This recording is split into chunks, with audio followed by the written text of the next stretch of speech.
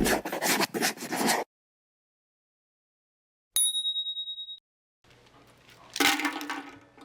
there, welcome back to the channel, and today we are going to talk about how to get better handwriting. We're going to go over what kind of pens there are, what kind of nib sizes there are, practices you can do, and just general things to keep in mind to achieve a handwriting that you're really happy with.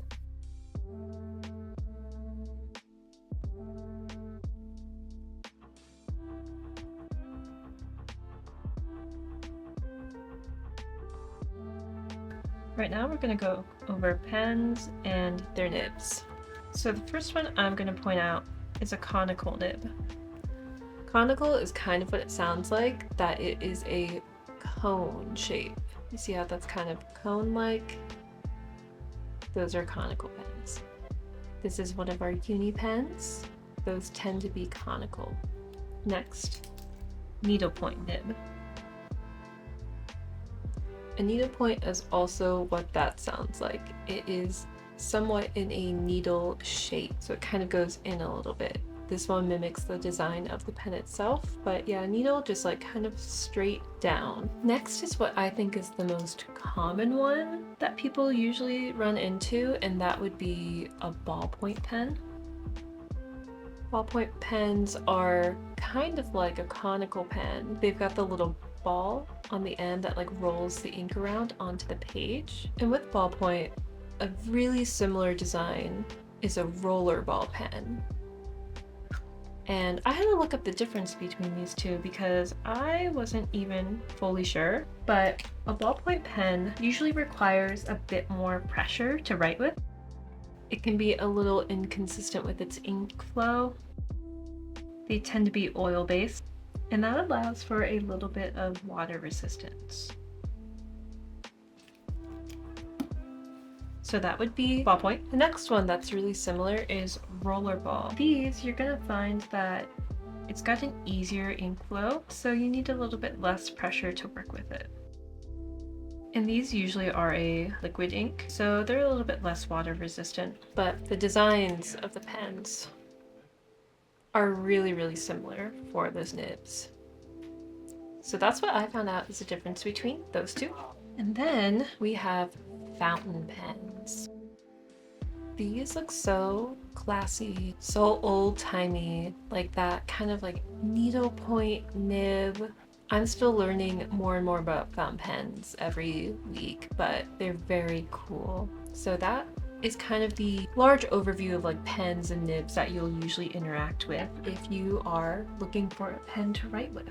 So next we're going to go into our nibs. Covered pens, check. Now we're going to go into nib size. Nib size, I would say, is like a really determining factor in like how you write, because with like every different kind of pen, I write in a different style, and that's fully dependent on what kind of nib it is, but then also what the nib size is. So here we have a Tombow, but that nib size is 0.38. This is so thin. Also a needlepoint tip. Let's see how we write there. That's that Tombow. Next, I'm going to pull up a uni pen that is also 0.38. So this is our Uniball 1 pen. It is so tiny and cute. I love writing with these. This is also a 0.38, but the difference is this has a conical nib and it's got a little bit more ink flow to it. So you're going to see exactly how 0.38 looks across different brands too. So that's something really important to keep in mind. The uni is much darker and just has more ink flow than the Tombow due to their different nib styles, different inks, ink flows. So that could be really important if you're like trying to find a pen that works for you. Next, we're gonna look at the Uni 0.5 pen. You can just kind of see that visual difference between a 0.38 and a 0.5, even within the same brand, how it's just like a little bit more thick, a little darker, still great ink flow. And then next, we'll look at the Uni Zento pen. This one is a 0.7 pen. Over fountain pens. I'm just going to show you the difference between extra fine nib versus a medium nib, which we both have available on our site. So that is an extra fine fountain pen. And then this that I've been using a little earlier in the video is a medium-sized nib. So I think it's really important to consider all of these factors when you're choosing a pen, and that's just coming down to the nib size. Whether you want to have super tiny thin writing or if you want something a little bit more bold and dark, you have an array of options to choose from while also considering the nib shape as well. So I would just find your favorite pen for whatever you're doing. An example of that would be maybe if you're trying to figure out how to separate your information on a page. This can be really helpful for students. If I were trying to figure out what pen to use for what kind of like task I'm doing, I would use something like just like a medium or a 0.7 for like a header or something important that I need to recall. That's definitely like a great pen for that. Then I would move on to probably like a 0.5 pen or so to do more work in the subheader realm of whatever I'm writing.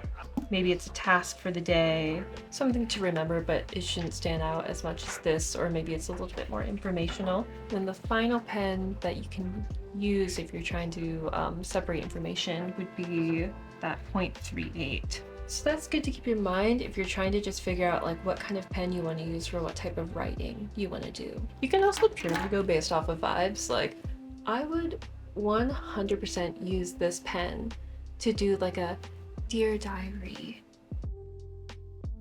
in cursive to feel like I'm in the olden days and I'm like writing my melodramatic journal entries every single day in hopes that someone will find them when I'm gone. That's what this gives me. So you could also just completely go based off vibes. So I'm gonna talk about the different ways that we can actually like kind of write, and that would be in our typical sort of print writing. We could do all caps as well, or we could do cursive. I feel like print is normal. Everyone can read it, and I think there's a sort of consistency found through scale. All caps, to me, all caps feels fluid. I think it lets me write faster, and it looks a little better if it's messier. This is obviously what I write in all the time due to all my notes that you saw before on this topic. I love using all caps. There's something about it. So that's what I personally do. And then for cursive, I feel like cursive, she can hide mistakes. And she feels really visually impressive. I think you can be messy with it, which allows you to write a little bit faster, but it's just not as readable. So with all of these, choose your player. Anyone is fine, just do whatever you're comfortable with. And I think you'll be happy with whatever result you want to do. And I think each one requires its own different set of practices, but honestly, it's just practice to get to a point where like you're happy with your handwriting and like writing in a way that you really like looking at. So just follow what feels natural. Though you can train your muscle memory. All it takes is practice. So moving on from kind of just starter notes to like figuring out even what pen you want to write with, I am mostly going to write with this pen, though I might mix it up with this pen because I feel like you all can see this really easily. But this is actually one of my favorite pens. We got this in the August sub box in 2024, the Intention box through Cloth and Paper, and it's a Pilot G6. And it is a 0.5 pen. I love the size of it. I love this like grip that goes halfway up the pen, kind of all the way up on some sides. And I don't know, I just love writing with it. So I'm probably going to use this most of the time, but I will swap it out with this Scrivener fountain pen. We just got these in the office and I'm just testing writing it out. It's a really thick ink, so I'm not used to that, but I might swap this out every once in a while because it is really fun to like experiment with writing with this. So, one tip is that graph paper can help you visualize your scale and proportion while you're practicing. Another thing you can do is practice your alphabet.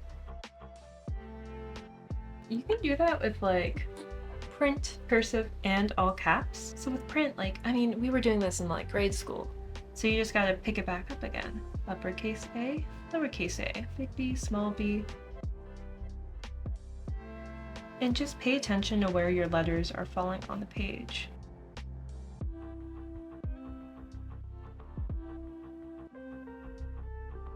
The next one we can try is cursive. I don't write in like super traditional cursive, so I'm just gonna do with like what I'm comfortable with because I've kind of developed, you know, my own writing style. So if I am not doing this completely correct, I'm fine with it because I've made peace with the fact that I don't write extremely correct cursive.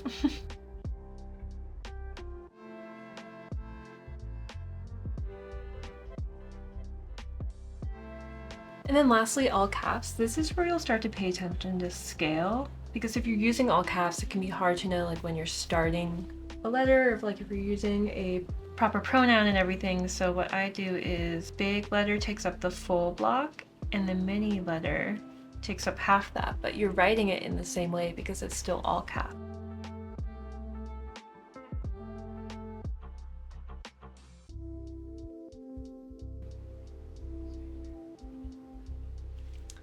Also, fun fact, I do all of the pen test sheets on the website. So if you ever go to the Cloth and Paper website and you're looking at what pen to use, I write every single pen test sheet. Unless it's a super old listing, like chances are it's just me writing down all that information to let you guys know what pen is what. So let's say you like don't have graph paper and you're like, okay, well, great, like I'm not a graph paper fan. What do I use to like, you know, keep my scale correct and keep everything consistent? What you're gonna use is a straight edge. So this is from the February intention box in 2024 last year. And I will say that this method works the best with all caps handwriting. So with that in mind, all your letters, the end point of them are gonna like hit this stencil. And this one is great because it has a little ruler on it, so I can kind of space out like where each letter is going, where each word is going. But you pull it away and you can just write like lines and lines and lines as long as you're staying straight. And there we go. That's how you would do that with the straight edge. Writing and comfort. This is really kind of like the basis of good writing. Like you can have a good pen, you can have, you know, your practice down, but if you're like writing like that or like falling off the edge somewhere, that's not really going to help anything. So what you can do is I love to tilt the paper and have my arm kind of like I'm writing from my arm almost, like not necessarily my wrist. Like I'm keeping things like straight and fluid. You want a supported wrist and arm, and that's going to help you keep your words nice and level and flat and like make sure that you're not having any, you know, really inconsistent letters. If you were working in a planner, even if it's discbound or ring bound, I would just take out the sheet so that you're not like falling off the edge or running into the rings anywhere. Another point is a comfy grip if you need it. This one does have like a comfortable grip on the pen, but I'm also talking about like grip in general. I can't say I have the best grip in the world. I think I do kind of like, you know, just sort of like have this little fist a lot of the time. Sometimes I do write like a little bit looser, but this to me is comfortable. So you just need to find a way where like the pen in your hand feels supported and comfortable and just allows you to write a little bit easier. Another really important thing is being realistic with your speed.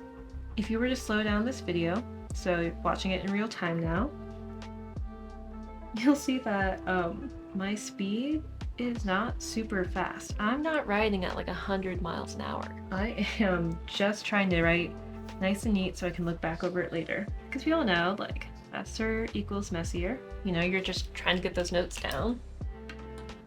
But if you go back in, this is super helpful also. Like if you're a student, rewriting everything not only lets you make it neater because you're moving slower, but it also helps with memory retention.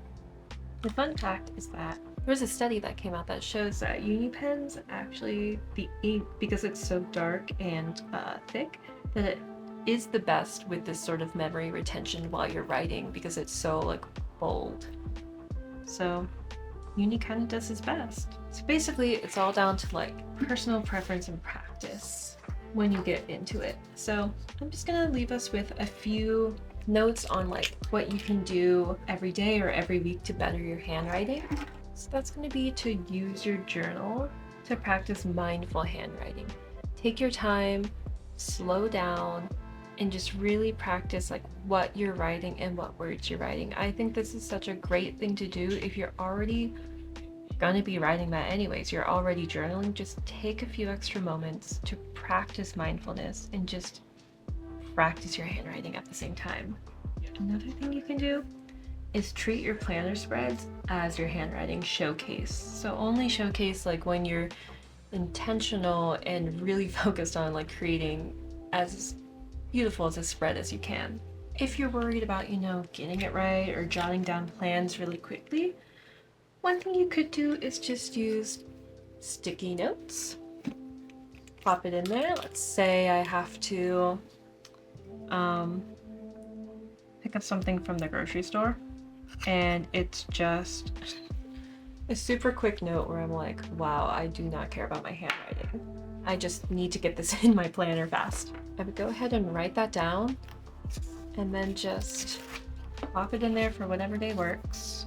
And then once I'm ready, grab the pen that I really want to use. Maybe I fill out my planner every Sunday, so on Sunday I go in and just really slowly and nicely, I'm like, you know what?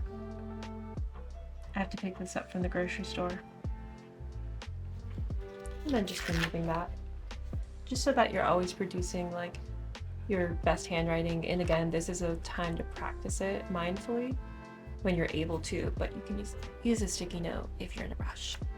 My third tip is, if you're like really dedicated, there are practice worksheets online that you could probably print out and just practice alongside. They're just like for back in elementary school, if you really want to take the time to improve your handwriting on a deep level, maybe try some practice worksheets. So I'm really hoping that all of these tips helped you improve your handwriting or at least get you in the mindset to work on your handwriting. Let us know in the comments below what your favorite writing utensil is, and if you have any tips yourself on how to improve your handwriting. I'm sure I have missed a couple because, you know, everyone has their specific way of writing or what has helped them, so just let us know below what you do to improve your handwriting.